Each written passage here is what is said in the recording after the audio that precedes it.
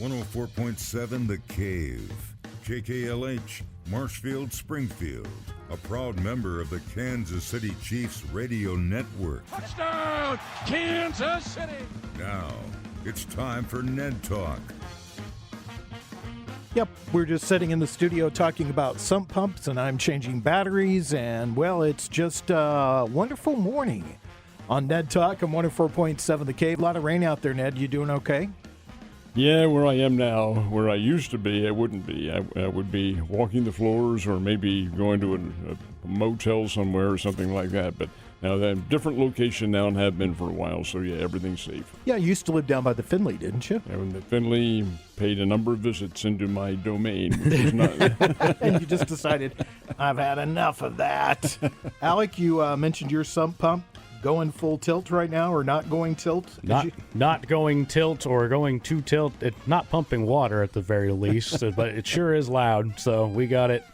I got under there and I at least got it unplugged. It's still fully submerged. I'm going to need it to dry out or get someone to drain it before I can go replace it. But short-term fix is done and no damage from the rain or anything, but we sure got a lot of it. Man, we are just starting out our sports show today. Just we're doing what Ned always says we're not. We're not a weather program. All right, I guess there was a major event that happened this week that we need to talk about, and that is the NFL draft. Ned, first of all, what's your take on the draft as a whole? Well, everybody's going for offense. That's what the key is in the National Football League, putting points on the board. So your top choices, your premier choices, were, for the most part, offensive-oriented, be they quickness with wide receivers or running backs, rather rare running backs, but certainly quarterbacks, and they were at a premium. But in terms, let's go to the Chiefs here, since that's a primary concern. I thought they did pretty well with the draft. Kansas City has made it a factor in when they draft to go for speed and depth. They can get away with drafting for depth because they are so good. They have a great regular core that's a two-time Super Bowl champion, so you're not going to fracture that at all. But they did make some very important draft choices. Xavier Worthy out of Texas, the wide receiver, very quick. Well, the quickest guy in the combine. That says it all. And that's what the Chiefs want. They want that quick wide receiver. Now, the negative factor to that is he's not very big. He's about maybe 170 pounds. And while you can get away with that in college at Texas and at the time for them, the Big 12, and then now coming up the Southeastern Conference, which won't be for him. But with Worthy, he's going to be dealing with NFL cornerbacks now and D-backs. And they're a lot bigger and a lot more physical. Can he withstand that? Well, we'll find out. He probably won't get in as a wide receiver right away. He'll probably be a returner, punt returner, kick returner. Well, first of all, let's stop and talk about, do you think that he was number one on the Chiefs board before the Rashid Rice incident? Probably not. Probably not. I think that's why they got him. That's why they traded up to get him. Got him at number 28. And with the Buffalo Bills of all teams, good gracious, what is this? But they felt, and I made this opinion to other folks, I think maybe the Chiefs might know something more than we do about the Rashid Rice situation, because I've heard that the NFL is considering a multi-game, whatever that means. Could be 2 to 8, or could be 8 to 16. Who knows?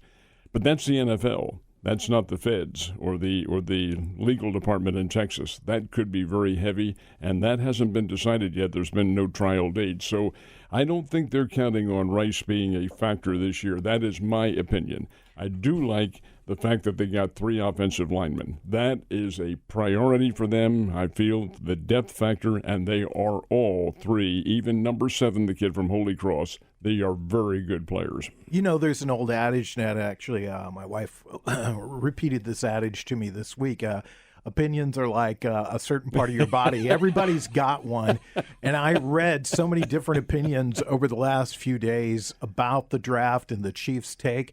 And one of the things that I found interesting was that there was one particular draft guy who said that if Xavier does not come in and make an immediate impact on the Kansas City Chiefs, he will be considered a disappointment because he had such a great freshman year at Texas, racked up a huge amount of yards and touchdowns. So they think that he might be in that starting lineup very quickly. Well, it could be. You don't draft somebody number one in the NFL unless you have a lot of high expectations. For number one, the signing bonus that they're going to get is going to be pretty extensive.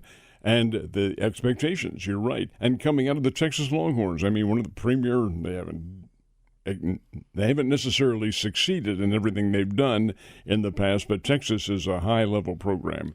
So, yes, I think there is a possibility he could get into that starting lineup. Do you think Mr. Mahomes had some input into this whole thing, too? No, not some. I think he had a whole hell of a lot of it. And, I mean, they listen. This is a guy who is destined to be, I think it's a little bit too early yet to call him an all-time great. I'm not going to, won't label him that, but he's pretty damn good. And they listen to him, and what he says and what he knows he can do, yes, they listen to his input. And he's probably looking for his type of player, and they definitely... Now what the Chiefs lacked last year was speed on the edge, and they have that speed now with their off-season signings and now their free agent signings. Alec, what was your take on the Chiefs draft? You know, they addressed positions of need, and we talked about this a week ago. We like, well, what would you want to see? Wide receiver, offensive lineman, or corner? And they ended up going with a little bit of all of that. More bulk at the offensive line position. They must have liked, they liked Worthy up at the top more than the linemen that were there. Were able to get a good tackle out of Penn State in the second round.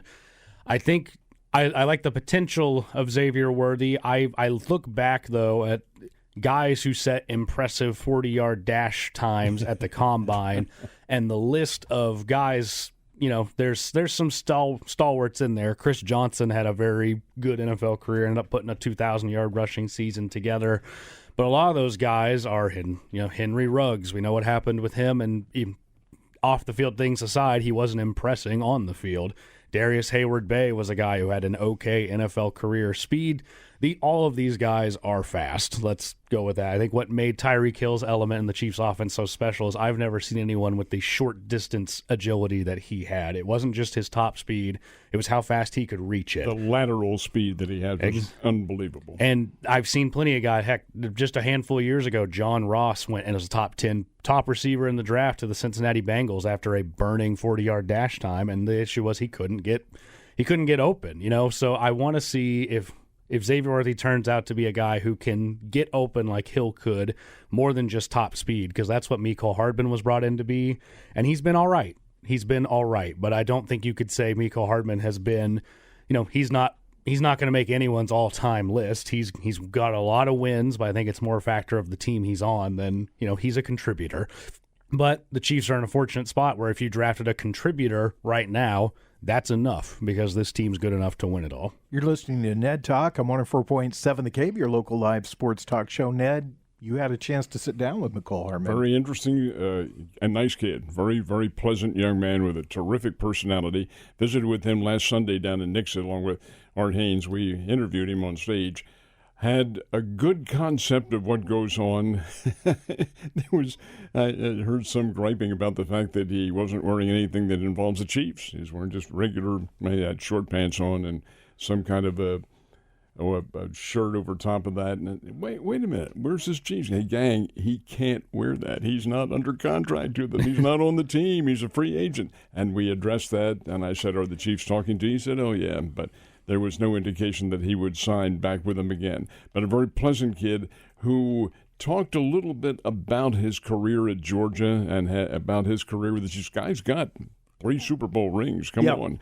And again, as Alec pointed out, it's more a product of who he was playing with than it was his great speed. He was a top draft choice of Kansas City's. They wanted that quickness. But how does it manifest itself into being a player? Again, same thing with Xavier Worthy. How can you handle the defenses? Yeah, you've got great speed, but in the case of Tyreek Hill, he had great lateral speed as well and could jump out of the ballpark. And that also was a big help. Can these guys do that? Well, we'll find out. I think the other thing that plays into Tyreek Hill, too, is you find very few players his size that are as tough as he is. Mm-hmm. How many times in a game that he's played for the Chiefs or the Dolphins, you see him take a blistering hit, and it looks like he's out, and then a few plays later, he's back in. He's one tough guy. You got to say that about him. I asked Hardman about that, too. I said, hey, What's the toughest hit you've ever had, expecting fully some D-back on the Raiders or somebody like this? No, toughest hit I ever had was Georgia versus LSU at LSU on a Saturday night with that crowd yelling. Some guy hit me, and I got up and, oh, my God, that guy just hit the hell out of me. So, yeah, at all levels. But, yeah, your ability to come back from getting knocked on your derriere, and that's going to happen, is, I think, indicative of how you're going to play. I saw some pictures from that event. Art looked good, looked there on stage with you. That was great to see him back there.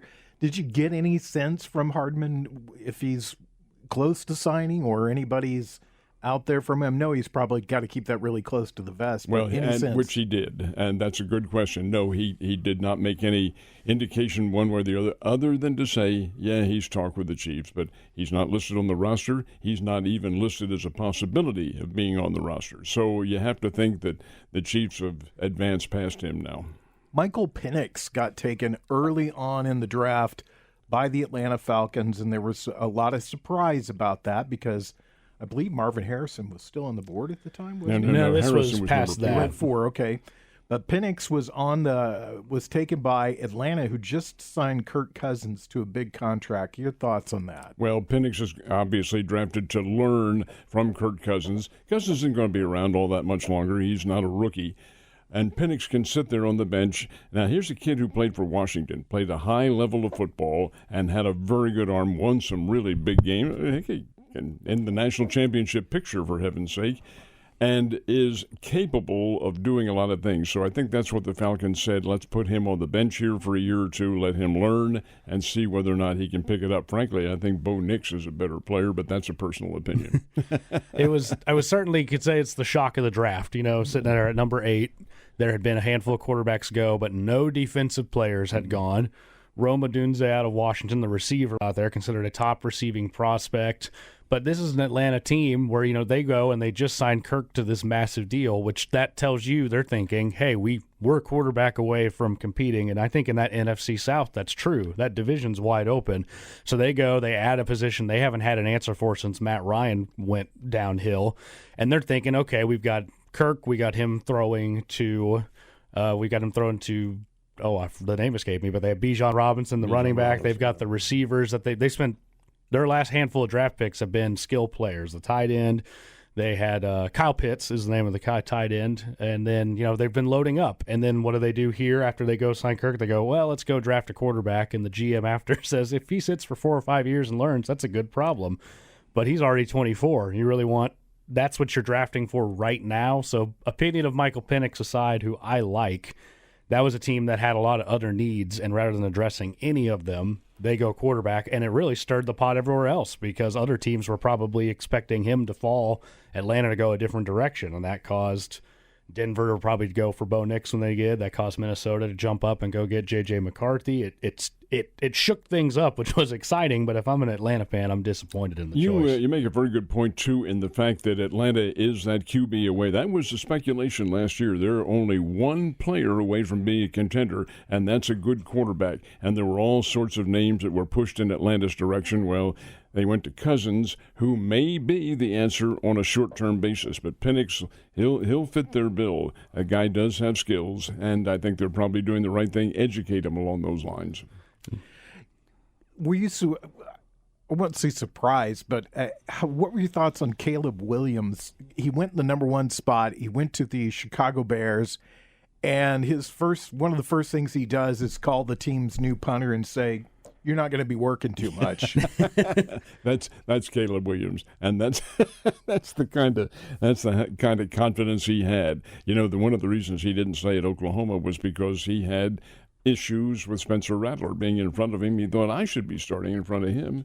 So the coach gets up and goes to Southern Cal, and there goes Caleb Williams with him. So, and I think you probably have a clash of personalities in every respect, and I don't think he is a shy wallflower in any way. I think after all, he's been in Los Angeles now and a former Heisman Trophy winner back in 2022. The guy can play. He's got a great arm, number 1 pick. And the Bears, I think, are counting on him. They have to be counting on him because they unloaded Josh Fields to the Pittsburgh Steelers as a backup, and that one puzzled me a little bit because I think Fields has a tremendous upgrade to what he can do. I think this was, I look at the Williams draft, and I think this is one of the best situations I've seen a number one overall pick walk into in quite some time. Normally, you see last year when Bryce Young had to walk into a just depleted Carolina team and say, okay, save us.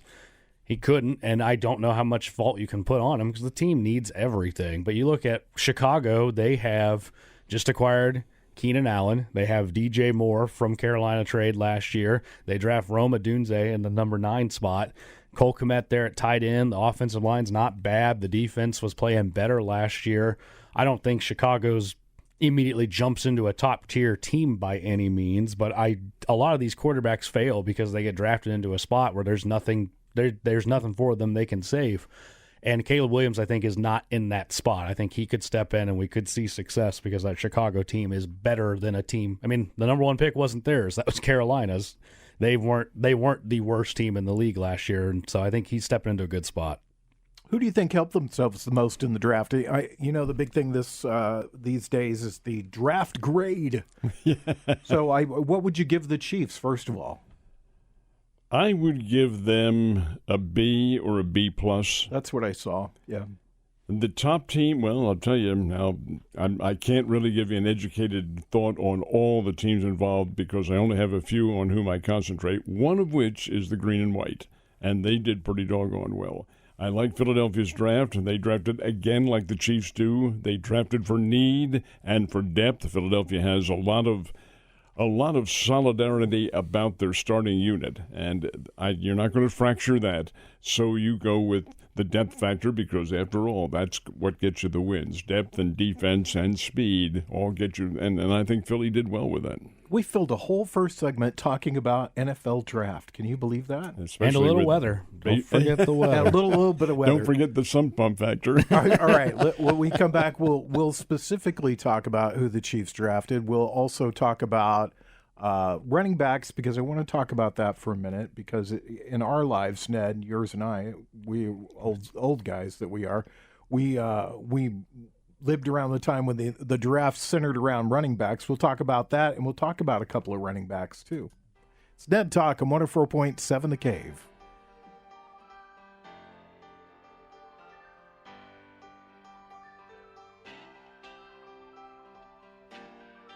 You're listening to Ned Talk on 104.7 The Cave, part of the Kansas City Chiefs Radio Network. Back to Ned Talk on 104.7 The Cave, a proud member of the Kansas City Chiefs Radio Network. We're talking NFL draft today. That's the big story, one of the big stories of the week. Xavier Worthy went first for the Chiefs. He is a wide receiver out of Texas. He's the big name. The second guy in net, I don't know how much you know about any of these guys, or Alec, BYU offensive tackleman named Kingsley Suamatia. Okay. He didn't initially begin at BYU. He is from there. He's from Orem, which is right next door to Salt Lake City and not too very far away from Brigham Young. So Suamatia, who is, well, he is obviously Polynesian lineage. He is an American, born in this country. Went to Oregon, started out at Oregon, played for the Ducks, and then transferred for whatever reason to BYU. He is huge. He is 6'6", 326 pounds, and obviously a guy that the Chiefs knew in time could be able to fit one of their maybe tackle or guard position on the offensive line. He is doggone big. That's big, and evidently does have some level of quickness to him. So I'm of the opinion that is a very good pick. In fact, the pro draftniks who do all the reporting on this said that he was a possible number one draft choice until the Rice incident, and the Chiefs felt they had to go for some speed at wide receiver. Otherwise, Suamatia was probably going to be in that top 32. I've heard a lot of talk that he's supposed to push Morris at the left tackle position. That is going to be training camp a battle to watch in the training camp right there. Well, Wanye Morris was never really the standout offensive lineman and hasn't been. But then again, he's a kid too. He's still learning. So evidently, that's probably a pretty good suggestion from the draftniks. I find it interesting. I just was able to pull up the Chiefs' depth chart, and ESPN has Xavier Worthy as a starting wide receiver for that team already on the depth chart. So that's kind of interesting. They drafted Jared Wiley in the 4th round from TCU. Now, one thing I know about Brett Veach is he loves his tight ends. You can almost guarantee they're going to draft a tight end. They had to. You have to. Here you have Kelsey, who turns 35 midway through the season this year. He has taken, my goodness. And, Alec, you watch the Chiefs play, even though you're a Steelers fan. The fact is that this guy takes a heck of a beating every time. Gets up, he's big and strong, but it does not last forever. And I've seen, it's often rapid, sudden, and you blink and you miss it when guys exit their prime stage. Not to say that's happened to Kelsey at all. There's been nothing showing he's slowing down. But I've some of my favorite players all time. You watch someone year they're great, and the next year you're just like, why isn't he doing the things I'm used to seeing?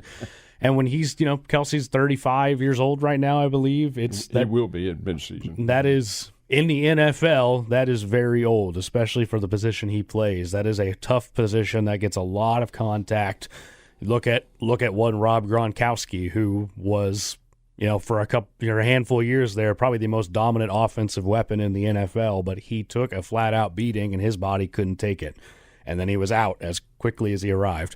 So getting a tight end that you can start grooming up, maybe see if they have some of that potential. That is the focal point of this offense, is a guy like that in the middle. But I don't know if I care how physically gifted he appears. I don't know if anybody's going to be able to replicate the connection that Kelsey and Mahomes have, especially Kelsey's ability to read defenses like a quarterback in the middle. It just they run routes where he knows I'm going to go left or right based on the coverage I see. I'm going to read it myself, so is Patrick, and he'll hit me if it's there. And that's going to be a hard thing to replace if it can be replaced at all. And that's a very good point. That doesn't happen overnight, folks. That happens with a connection that's year by year by year, practice session, over and over again. And that's when you develop it. And he has with Kelsey. Whether or not he can do that with the kid from TCU, well, find out. It's really interesting, too, to think of Travis Kelce at the age that he is. He's not a guy that you worry about him losing a step, because him losing a step probably is not going to mean much.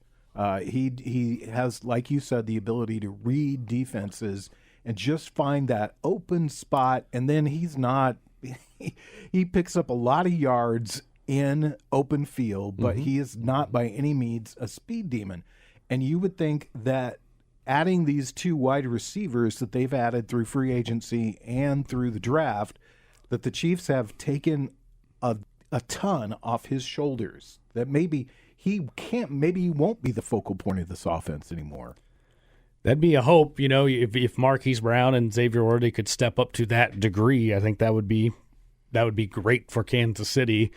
But I know until he shows them otherwise, defense's number one thing is going to be how do we keep Travis Kelce in check. They're going to want to make one of those other guys beat them. You say that, but I've seen so many teams that they can't stop him. And I think that's a testament to his skill as much of anything. You said the losing the step. You are right. He's often catching the ball with no one around him. It's baffling. It's weird. I think if you were to say he's lost a step, you think the first thing you notice is maybe the run after catch starts going down a little, because he could still get open, but then he starts being tracked down a little easier. And Alec, and you guys just brought up an interesting point. It looks like he's wide open, and he is, and that is because the defenses on the other team have changed their scheme a little bit. They're either blitzing, sending both of their the edge rushers in, as opposed to dropping one back and guarding him on the premise that they can catch Mahomes and get him out of his rhythm. They can't, though. That's just exactly it, and that's why he's often so free. I do think that if teams abandon that defensive scheme a little bit and decided to concentrate on keeping the tight end, of course, you leave yourself wide open for other circumstances like a running back, Clyde Edwards-Helaire or Pacheco or somebody like that to get big yards, and they're capable of doing it. That's the two-edged sword that Kansas City has. They can beat you a number of ways. Now, in the later stages of the draft, they again shored up the offensive line, and they also drafted for the secondary. So Jaden Hicks from Washington State was taken as a safety. They drafted Kamel Haddon from Tennessee as a cornerback, and then two offensive linemen, one from Penn State and the other kid from Holy Cross, who kind of flew under people's radar, but I read some good stuff about him, too. The Penn State kid did not. Norzad is a really good player and top level. He did not begin at Penn State. He began at Cornell in the Ivy League. That's 1AA, and they don't ever go to the playoffs. So he didn't have that experience. He knew, Norzad knew, and he's 316, something like that, 316 pounds, and very quick. He knew to get drafted, and that was his objective, quite obviously. He was going to have to go to a program that has some level of concentration from the scouts, and Penn State certainly fits that need. So, indeed, he transferred there and was a big-time player on their offensive line. He will be good. Now, the other kid, Hanson, is from Holy Cross, which is 1AA, and not just a 1AA team. They play in the Patriot League. They've been in the playoffs in the past. I would compare Holy Cross football to maybe the Bears, maybe Youngstown State, somebody of that caliber. They have played a team from the Missouri Valley. They played South Dakota State 2 years ago and got wiped out. But nonetheless, the Hanson kid can play some football.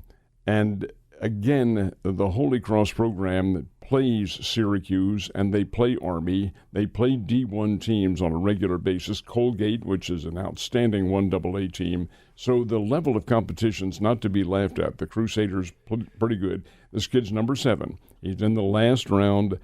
Number 7 is not comparable to the irrelevancy that the stupid media likes to put them in, because that dates back to when it was 60 rounds. Now it's only 7. You don't draft a player in the NFL draft unless you think he is capable. None of those choices is wasted.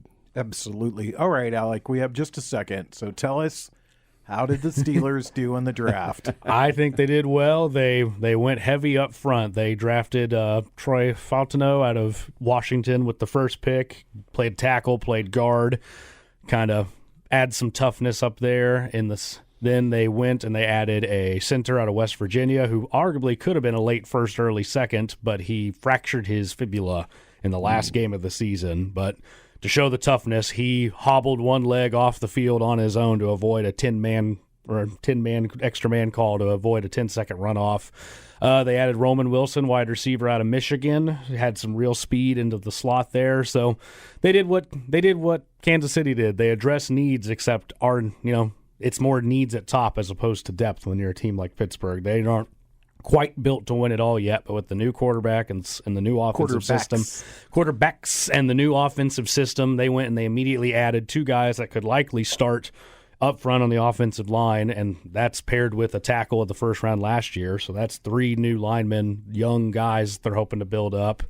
And, they added a linebacker out of NC State, who I believe he was either a finalist for or won the best defensive player in college. He just has a bad history with his knees. But the production and the athleticism is there, so a good risk to take on a guy like that. So I was happy with the Steelers draft. I'll ask both of you guys as we go into the break real quickly. Over under 6 games, Russell Wilson for the Steelers this year. I think he wins as many as 8. Well, starts. Let's put that. Oh, starts? Starts. Oh, I think he starts all of them. What about you? Unless the Steelers are completely blasted into a non-competitive aspect, and then he might not. They might bring in Fields, but otherwise, no. I think Wilson's in there. I think the over as well, so long as he's healthy. All right, I pick under. It's Ned Talk on 104.7 The Cave.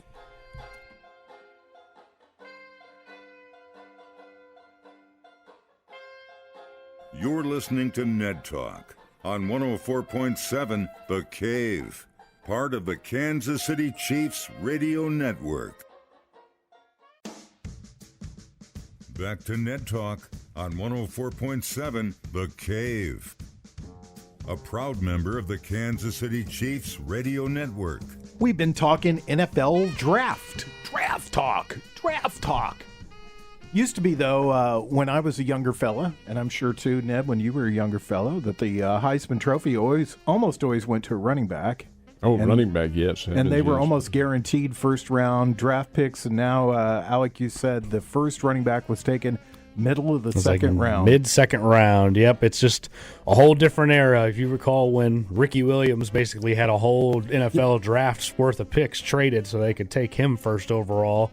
Now, if you draft a running back in the first round, the pundits will scratch their heads and go, why are you doing that? And, I go back and forth because here, look at Kansas City and Isaiah Pacheco. There's your one example of a guy who did not get drafted high and yet has been nothing but extremely productive. And they were able to take the picks elsewhere, and it started, I'd say this started probably close to a decade ago. I think of guys like Arian Foster, who was a late pick, who was super productive, versus Trent Richardson, who got drafted really high and completely bombed out.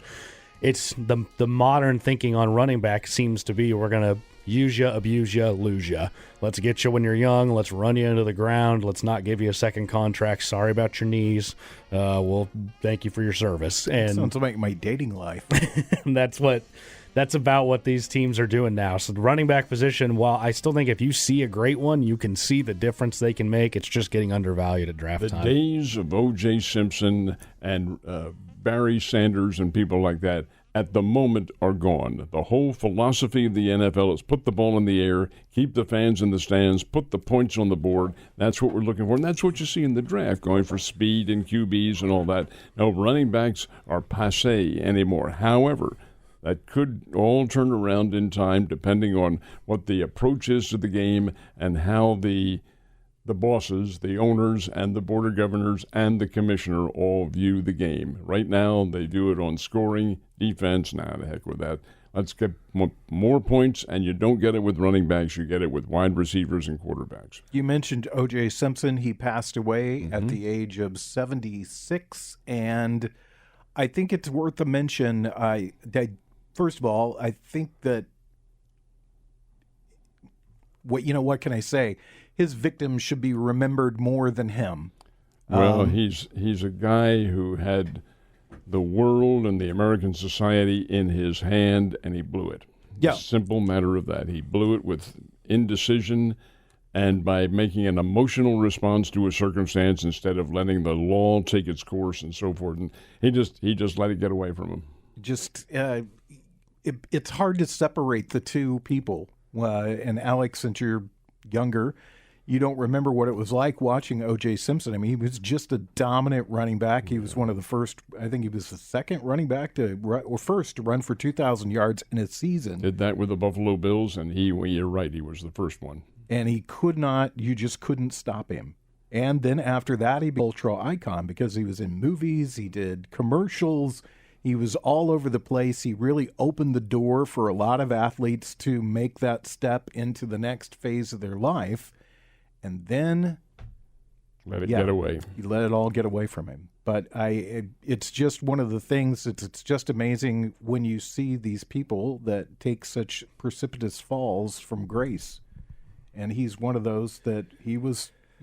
O.J. Simpson had a reputation as being a nice guy, and then the latter part of his life, he had a reputation as being nothing but a pariah, and nothing but pretty much the lowest form of life. It's too bad. Yeah, it is. You can understand why he had the emotional response, but you control that sort of thing. Even a domestic circumstance that he was in or was involved in, you learn to control yourself. I know it's very difficult, but you have to do that, and he didn't. He wasn't able to do it. Wasn't able to master his psyche. But hey, it's over and done with. He's passed, and he was a great football player, but not a great human being. Not a great human being. So.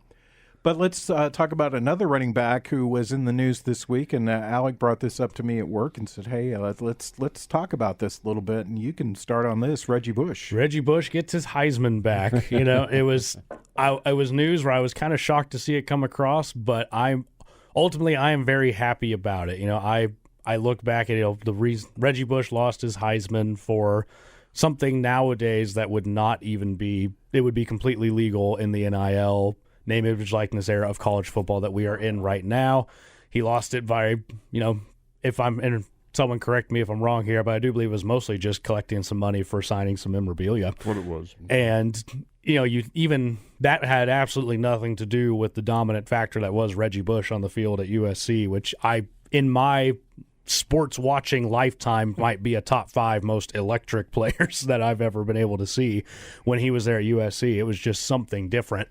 And, but he did break the rules, so thus the Heisman was taken away, and they've been stingy about bringing it back. But I think they did the right thing now that the crime, I'll say in quotes, was something that now is completely legal. I think it's fair to reinitiate him back into the Heisman fraternity, get him back in there. So I'm happy for Reggie Bush. I think this is a neat thing for them to do. I think it would have been, I just think it would have been wrong for them to continue to withhold it with how much the landscape has changed nowadays. What do you think, Ned? I can't disagree with that thought because it has changed, and that's the reason he got it back, because nil is what it is right now. We can talk a little bit about the effect of nil, but Pete Carroll, who abandoned ship at USC when Reggie and that whole circumstance came down, went to the Seattle Seahawks, and he was a bit of a, use the word pariah, that's what he was as well, in the NFL, even though was a very good coach. But he has to be exonerated now, although he knew at the time what was going on was not legal. It is now, but that you can't blame the guy for doing what he did. However, again, the nil is what it is, and it's in place now, and everybody's forgotten when teams got in trouble for paying their players. Is this a good thing? Well, I am of the opinion that college athletes should be rewarded. This is out of hand, what the nil is doing now. The thousands upon thousands, millions of dollars for some. This is all wrong, as is the transfer portal the way it exists. The initial concept of the transfer portal is okay. 1 year, you want to make a move. Alex Scott wants to go somewhere, fine, 1 year, but don't do it again because then you have to sit out a year. That's gone. And my penalty to the I can't use the term I was going to, the judge in West Virginia, who obviously never played a game of football in his life, he ought to be made to guard Chris Jones of the Chiefs for a while and see what happens. That's his penalty for making that decision. It was within, the judge made the ruling in the law of the land, the way it should be in regards to certain circumstances, but he did not take into consideration what this does to college athletics, what it does to high school athletics, to pro athletics. When you fracture the allegiance of your fans, you have ruined the programs completely, and I think that's all wrong. Well, there you go. There you have it, Reggie Bush. My rant for the day. Your rant, Ned's rant for the day. We should probably get that. We should probably make that a feature or something. Maybe we could get that sold. Well, I'm placid. I don't rant every week. Ned's rant. Ned's rant for the day. When we come back, we'll tell you what we're going to watch this afternoon on the television box. It is Ned Talk. I'm 104.7 The Cave.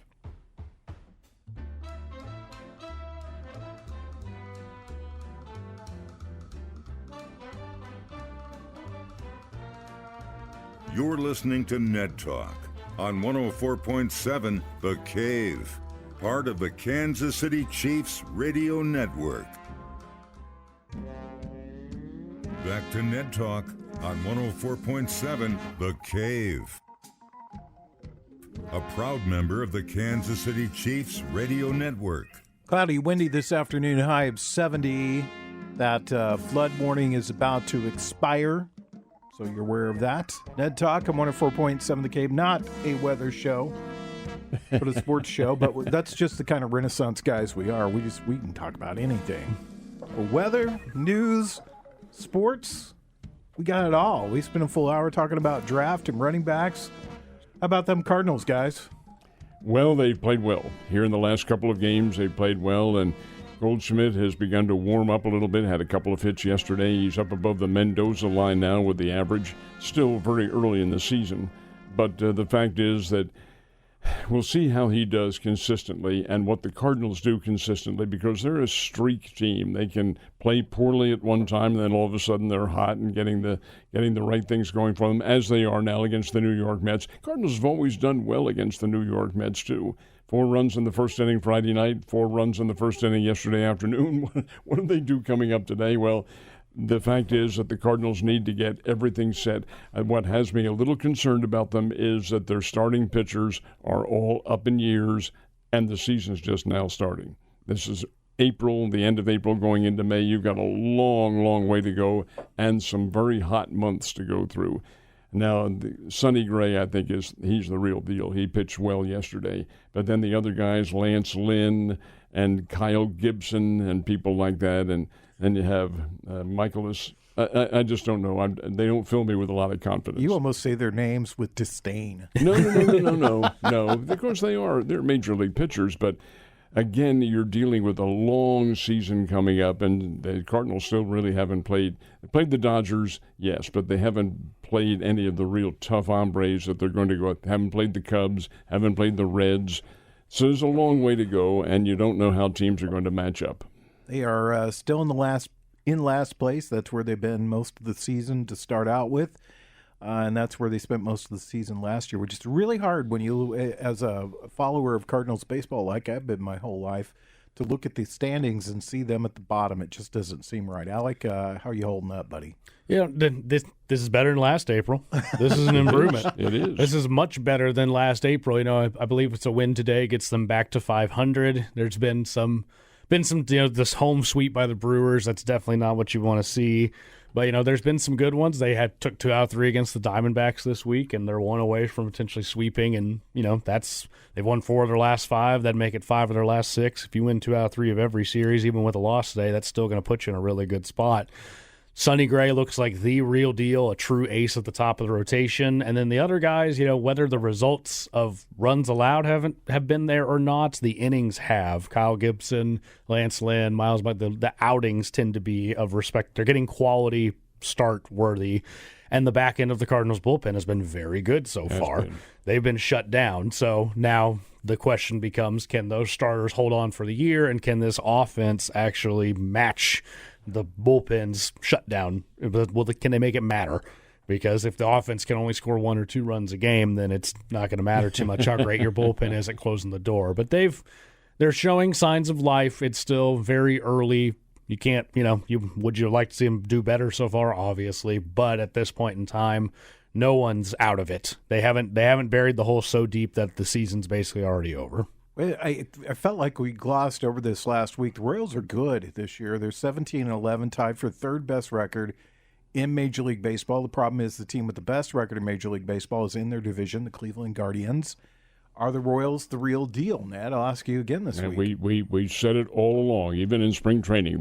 They are the real deal. They are not a contender quite yet, and I think that's manifested by where they stand in the lineup and the fact that they have dropped some games that they shouldn't have, but they are a pain in the backside to a lot of these teams. They can win. They can play ball. They're pitching. Here's a guy, a journeyman like Seth Lugo, who they picked up, and he's pitching well. My gosh, he's one of the leaders on the staff right now. They have a good, solid, well-rounded offense. They're a good team. They're not a great team yet, but they are a good team, and yes, they are worth the price of admission, in my opinion. They're a great team at home, the best record in baseball at home, 12-5 this year. Get up to the K and check out the Royals. Ned, what are you watching on TV this afternoon? Don't tell me you're doing chores. You got that bum leg. I have chores to do. What are you going to do? Well, for one thing, I've got scripts to write and so forth and so on. I do some commercial work as well. But then the cleanup around the house, that is always on a Sunday afternoon. I know that there's a young gentleman that works around here by the name of Mike that has offered to mow your lawn for you. You should take him up on that. Well, I may. Yeah, I will not do that. I won't mow your lawn for you.